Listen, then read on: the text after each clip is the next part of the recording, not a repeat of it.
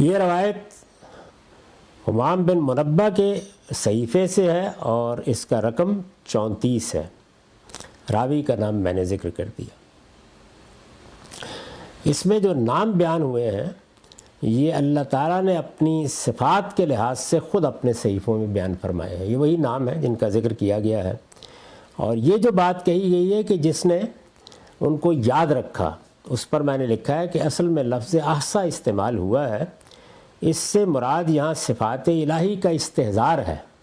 یعنی اللہ تعالیٰ کو جب ہم پہچانتے ہیں تو اس کی صفات سے پہچانتے ہیں۔ ذات کو نہ ہم دیکھ سکتے ہیں نہ وہ ہمارے حیطہ ادراک میں آتی ہے، اس کی صفات سے ہم اللہ کو پہچانتے ہیں۔ تو صفات الہی یہ مستحضر رہیں، ذہن میں ہر وقت زندہ رہے کہ میرا پروردگار عادل ہے، رحیم ہے، کریم ہے، کرم فرمانے والا ہے۔ یہ نام اس کا ذریعہ بنتے ہیں۔ یعنی اللہ کو آپ نے رحمان پکارا، اللہ کو آپ نے رحیم پکارا، علیم پکارا، عادل پکارا، تو گویا اللہ تعالیٰ کے ساتھ جو ہمارا تعلق ہے اس کا اس سے اظہار ہوتا ہے۔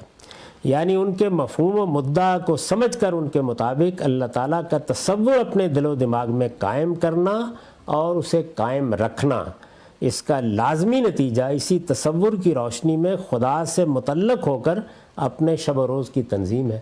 یعنی یہ محض یاد رکھنے کے لیے نہیں ہے، بلکہ جب آپ نے یہ جان لیا کہ میرا رب کیسا ہے، وہ انسانوں کے ساتھ کیا معاملہ کرتا ہے، تو پھر اپنی زندگی کو اس کے مطابق ڈھالنا ہے۔ یہی وہ بات ہے جو اس جملے میں کہی گئی ہے کہ تخلقوا باخلاق اللہ، یعنی اللہ کی صفات جب معلوم ہو گئی تو اب مجھے اپنے آپ کو اس کے مطابق کرنا ہے۔ نبی صلی اللہ علیہ وسلم نے یہ اسی کا صلہ بیان فرمایا ہے، یعنی یہ جو صلہ بیان فرمایا ہے کہ جو انہیں یاد رکھے گا وہ جنت میں داخل ہوگا۔ اور اللہ نے چونکہ طاق عدد کو پسند کیا ہے، وہ یکتا ہے، یگانہ ہے، واحد ہے، تو اس لیے 99 نام انہوں نے بیان کیے ہیں۔ پرانے صحیفوں میں بھی بیان ہوئے ہیں، قرآن میں بھی بیان ہوئے ہیں، بعض روایات میں بھی بیان ہوئے ہیں۔ سب مل کے یہ اللہ کو یاد کرنے کا ذریعہ ہیں، اللہ کی معرفت کا ذریعہ ہیں، اس لیے ان کی یہ اہمیت ہے۔ اور یاد رکھنے کا مطلب یہ ہے کہ وہ میری زندگی بن جائیں، میرے پروردگار کے ساتھ میرے تعلق کی اساس اور بنیاد بن جائیں۔ یہ محض کسی تسبیح پر یاد کرنا نہیں ہے جس طرح کہ عام طور پر لوگ سمجھتے ہیں، بلکہ اللہ کی صفات کو اس کے صحیح مفہوم میں جان کر اپنا تعلق اللہ سے قائم کرنا ہے، اور اس کا صلہ یقیناً جنتی ہے۔ پچھلی نشست میں ہم نے حمام بن منبہ کے صحیفے سے ایک روایت پڑھی تھی، اس میں کچھ پہلو ہیں جن پر کچھ مزید بات کی ضرورت ہے۔ میں روایت دوبارہ سامنے رکھ دیتا ہوں۔ عن ابی ہریرہ قال قال رسول اللہ صلی اللہ علیہ وسلم للہ 99 اسما 100 الا واحدہ من احصاها دخل الجنہ انہ وتر یحب الوتر۔ ابو ہریرہ رضی اللہ عنہ سے مروی ہے کہ رسول اللہ صلی اللہ علیہ وسلم نے فرمایا، اللہ کے 100 یعنی 100 کم 100 یعنی 99 نام ہیں، جو شخص ان کو یاد رکھے وہ جنت میں داخل ہوگا۔ اس طرح کی جو تعبیریں بالعموم اختیار کی جاتی ہیں، جو انہیں یاد رکھے، تو جو لوگ عربی زبان کے اسالیب کا اس طریقے سے ذوق نہیں رکھتے، وہ بعض اوقات اس کا وہ ظاہری سا پہلو مراد لے لیتے ہیں۔ یعنی یہ نام آپ جپتے رہیے، اس کی تسبیح پڑھتے رہیے، بار بار یہ نام آپ کی زبان پر آتے رہیں۔ اللہ کے پاکیزہ نام ہیں، اللہ کو یاد کیا جائے گا تو یہ کوئی ایسی چیز نہیں جس پر تنقید کی جائے۔ لیکن اصل میں جب یہ لفظ احصا آتا ہے جو یہاں استعمال کیا گیا ہے، تو اس کا مطلب یہ ہوتا ہے کہ آپ نے کسی چیز کو گویا پوری طرح اپنا علم اور اپنا عمل بنا لیا ہے۔ اللہ تعالیٰ کے ساتھ ہمارے تعلق کی بنیاد کیا ہے؟ اس کے اسماء و صفات۔ یعنی ہم نہیں بتا سکتے کہ اللہ تعالیٰ اپنی ذات کے لحاظ سے کیا ہے۔ یہ تو ہمیں معلوم ہے کہ وہ زمان سے بالا تر ہے، مکان سے بالا تر ہے، یہ ہم جانتے ہیں کہ وہ علیم بکل شے ہے، یہ ہم جانتے ہیں کہ وہ علی کل شیء قدیر ہے، لیکن اس کی ذات کیسی ہے وہ ظاہر ہے ہمارے حیطہ ادراک میں نہیں آتا۔ ہمیں یہ بتا بھی دیا گیا ہے کہ لا تدرک الابصار، یعنی ہمیں علم کے جو ذرائع دیے گئے ہیں وہ اللہ تک رسائی نہیں رکھتے، اللہ تعالیٰ تک رسائی نہیں رکھتے۔ جب یہ بات طے ہے تو اب کیا چیز ہے کہ جس کے ذریعے سے اللہ تعالیٰ کا ہمیں تعارف کرایا جاتا ہے؟ وہ اللہ تعالیٰ کے اسماء و صفات ہیں۔ ہم جب کسی شخص کے ساتھ کوئی تعلق پیدا کرتے ہیں تو ایک تو اس کی ذات ہوتی ہے، ہم دیکھتے ہیں ہماری ماں ہے، ہمارا باپ ہے، ہمارا کوئی دوست ہے، اس کی ایک صورت ہے، شکل ہے، اس کا ایک وجود ہے، اس کا ایک قالب ہے، تو یہ پہلو بھی بڑی اہمیت کا حامل ہے۔ لیکن اصلاً اگر آپ غور کریں تو یہ خصال و اوصاف ہوتے ہیں جن سے ہم متعلق ہوتے ہیں۔ یعنی ماں بھی اصل میں محض گوشت پوشت کا ایک مجسمہ نہیں ہے، وہ تو ساری عورتیں ہیں۔ وہ ماں کی حیثیت سے کچھ معاملہ کرتی ہے تو اس کا نتیجہ یہ ہے کہ پھر ماں کا تعلق پیدا ہوتا ہے، باپ کا معاملہ بھی یہی ہے، اچھے دوست کا معاملہ بھی یہی ہے۔ تو اگر آپ غور کر کے دیکھیں تو ہمارے پورے وجود کا حقیقی تعلق ذات سے بہت کم ہوتا ہے، اصلاً صفات ہی سے ہوتا ہے۔ تو ذات سے جس حد تک بھی ہوتا ہے وہ ابنائے نو سے تو ہو سکتا ہے، دوسری مخلوقات سے بھی ہو سکتا ہے، لیکن اللہ تعالیٰ اس معاملے میں ہمارے علم، ہماری عقل، ہمارے حواس، ہمارے ذرائع علم سب سے ماوراء ہیں۔ تو اب ہمیں اسماء اور صفات ہی کا احصاء کر کے رہنا ہے، یعنی پوری طرح گرفت میں رہے۔ اللہ تعالیٰ کو ہم جانیں کہ وہ کیسا ہے، نہ کہ اپنے کوئی سانچے بنا کر ہم اللہ تعالیٰ کو ان میں ڈھال لیں، یعنی اللہ تعالیٰ کے تصور کو وہ جس طرح کے ہے۔ یہ اسماء و صفات ہمیں اللہ تعالیٰ نے اپنے پیغمبروں کے ذریعے سے بتائے ہیں، یہ اسماء و صفات اپنے صحیفوں میں بیان کیے ہیں، اور خاص طور پر ہم تو اس لحاظ سے غیر معمولی طور پر خوش قسمت ہیں کہ ہمارے پاس اللہ کی کتاب براہ راست کلام الہی کے طور پر موجود ہے، اس میں اللہ تعالیٰ کے یہ اسماء اور صفات بیان ہوئے ہیں۔ اس کے بعد ظاہر ہے کہ ایک پورا کا پورا فریم وجود میں آ جاتا ہے جس سے ہم اسماء اور صفات کا ایک تصور قائم کرتے ہیں۔ چنانچہ پھر روایتوں میں بہت سے دوسرے نام بھی آئے ہیں۔ ترمذی میں ایک روایت ہے جس میں یہ نام بیان ہوئے ہیں۔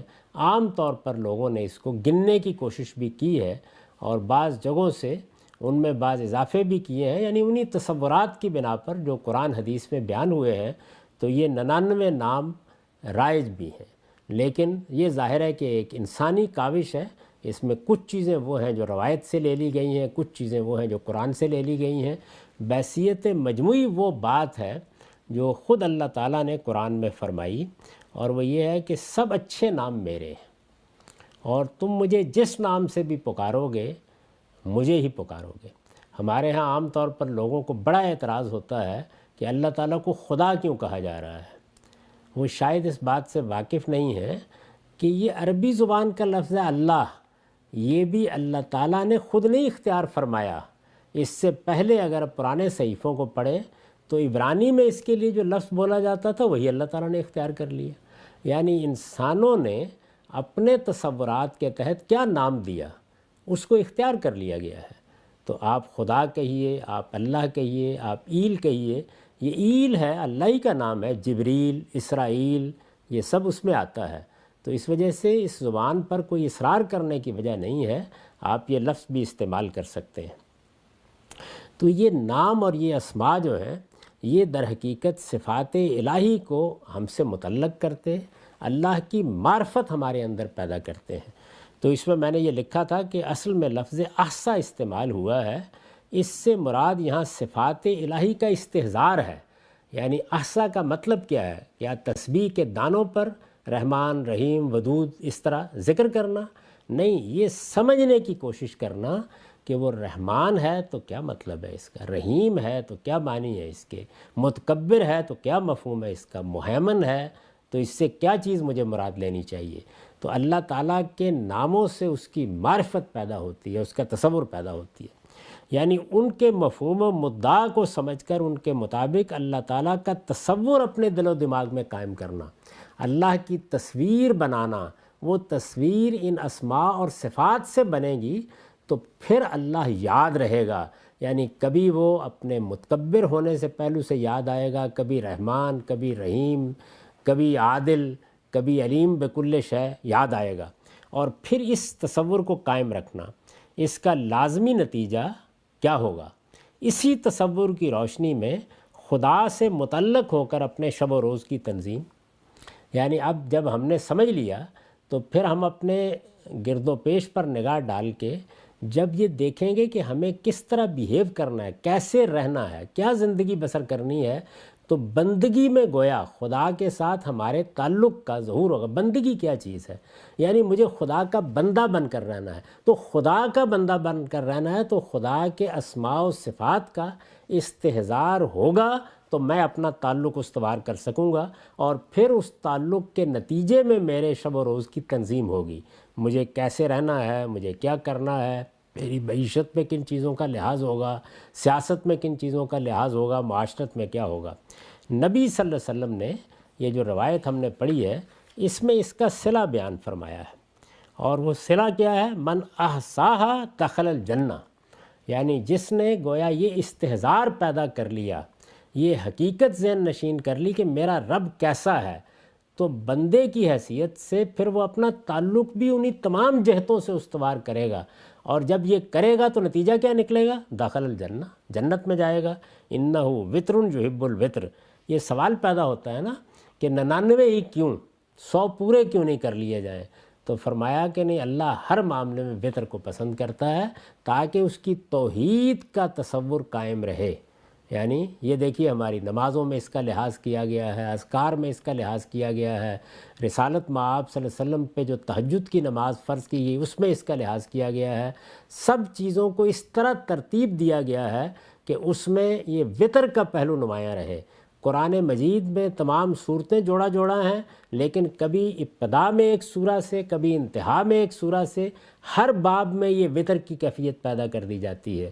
یہی معاملہ آپ باقی چیزوں میں بھی دیکھتے ہیں کہ چیزیں جوڑا جوڑا ہیں، یعنی مخلوقات زیادہ تر زوجین ہیں لیکن اللہ تنہا ہے، تو یہ چیز علامتی طور پر بھی نمایاں کی جاتی رہتی ہے، کیونکہ انسان ایک نفسیاتی وجود ہے، وہ محض عقلی طریقے سے چیزوں کو مستحضر نہیں رکھتا، تو یہ چیزیں بھی اسے یاد دلاتی رہتی ہیں۔ وآخر دعوانا الحمدللہ رب العالمین۔